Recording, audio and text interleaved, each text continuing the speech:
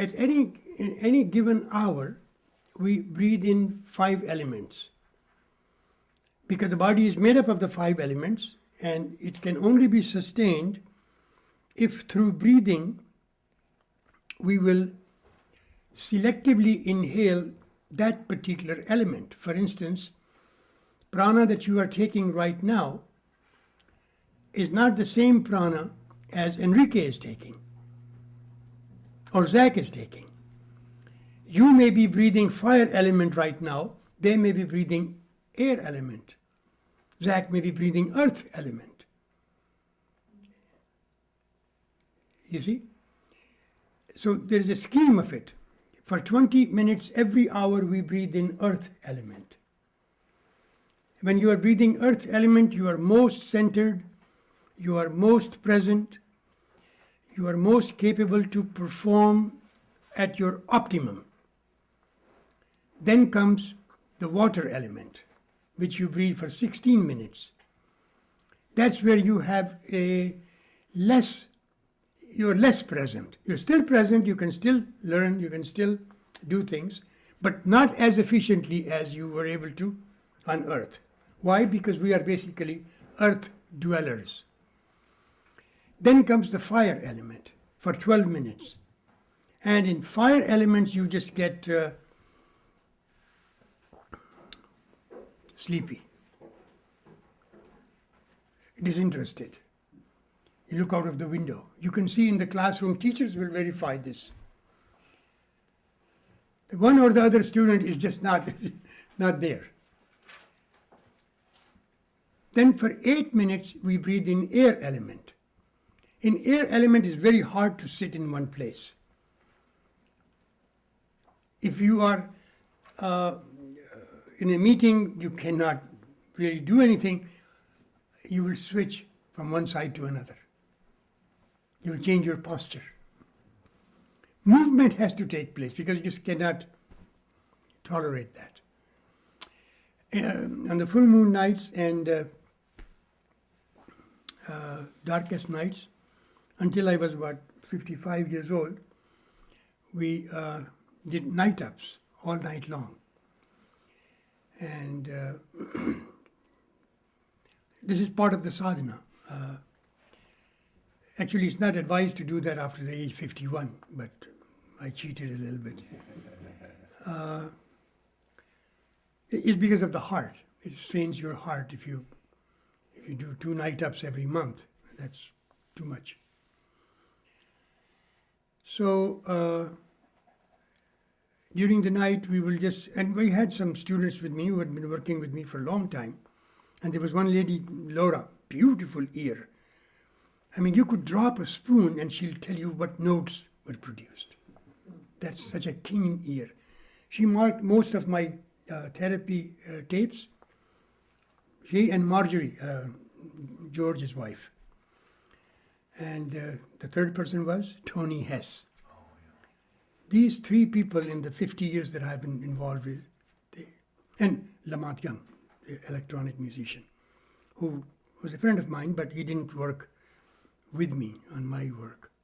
But these 3 ladies, thank God, I met them because all my tapes were marked by them, you know. And I taught them how to hear the Shrutis. They could tell the 12 tones, but how about the rest of the 10? So I was teaching them that, in turn they were marking the recordings. So anyhow, Laura was sitting with us. Harish was there, of course, my friend. And at one point, the second round of the air element, when it came, Laura just wanted to move. She had no choice, and she says, "Got to get up, got to get up, got to get up."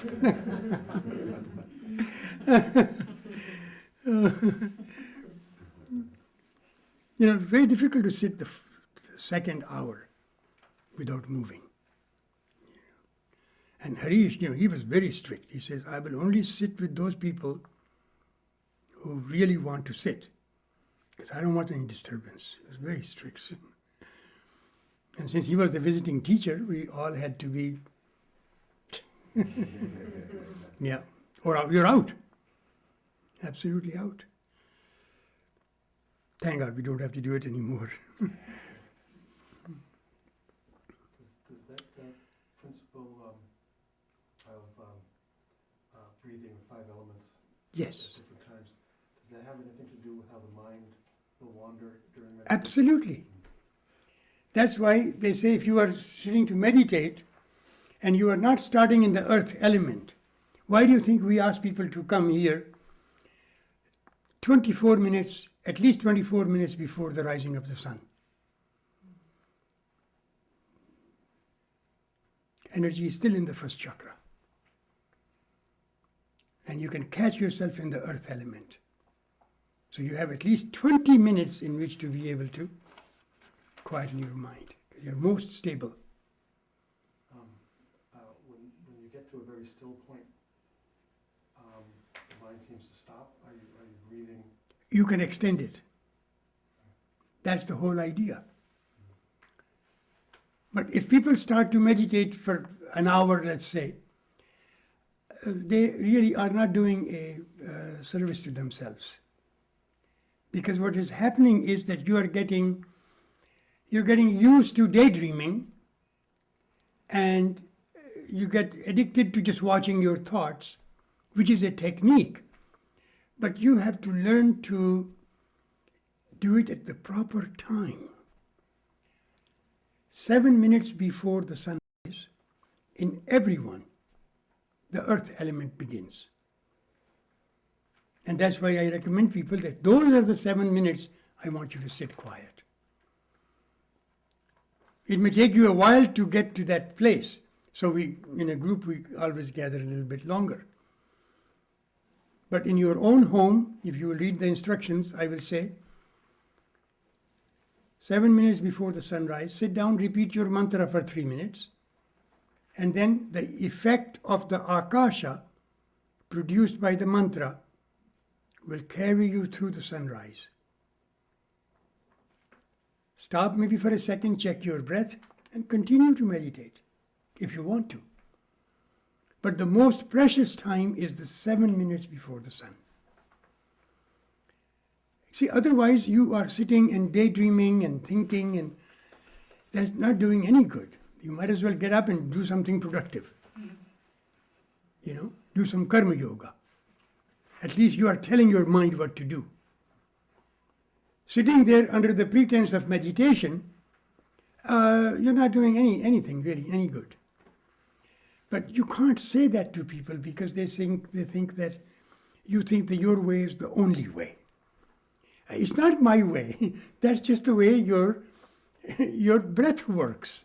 I'm talking about a yoga of breath. Shyamji didn't create that. No. I observed it. I recognize it. I recommend it. I didn't create it. No. I did create microchakra psychology. I'll take all the blame for it. But anything else is all from the tradition and from the mouth of the guru that I learned. So the last 4 minutes is the Akasha element. In the Akasha element, we always think about all our attachments, every hour. It may be your son, it may be your daughter, it may be your husband, your wife, whoever.